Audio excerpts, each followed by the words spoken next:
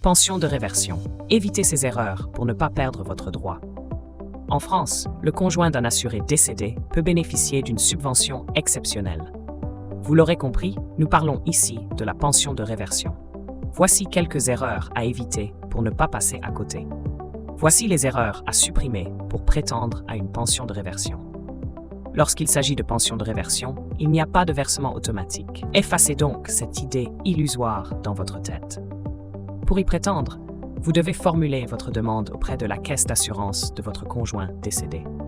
La première erreur à éviter est de négliger le délai légal pour prétendre à une pension de réversion. En principe, il s'agit d'un délai de 3 mois à compter de la date du décès du conjoint.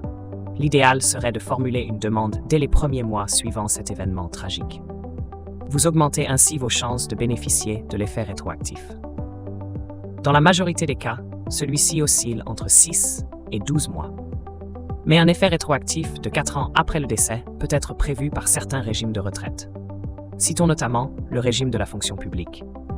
Notons que cette pension de réversion est soumise à des conditions d'attribution spécifiques. Pensez donc à tester votre éligibilité avant toute chose. Premièrement, vous devez avoir été marié au défunt. De fait, le PAC et l'union libre ne permettent pas d'accéder à cette subvention. La deuxième condition à remplir est d'être âgé de 55 ans et plus au moment du décès de votre conjoint. À cela s'ajoute un plafond de ressources de 24 232 € par an pour une personne seule. Pour un couple marié, celui-ci s'élève à 38 771 € 20 centimes en 2024.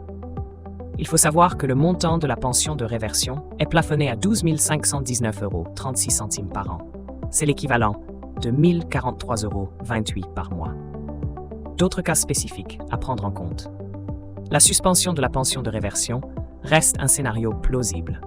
Pénalisante, celle-ci s'applique dès que les revenus du bénéficiaire augmentent. Attention, cette subvention peut être annulée en cas de remariage ou de PACS.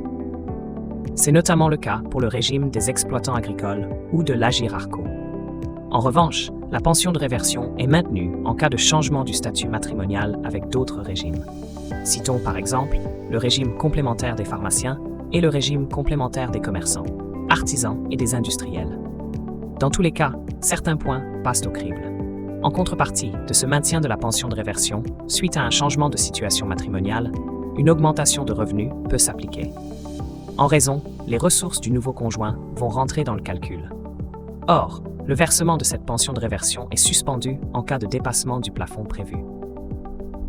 Depuis 2019, les conjoints condamnés pour des actes de violence sur le partenaire décédé sont rayés de la liste des bénéficiaires potentiels de la pension de réversion.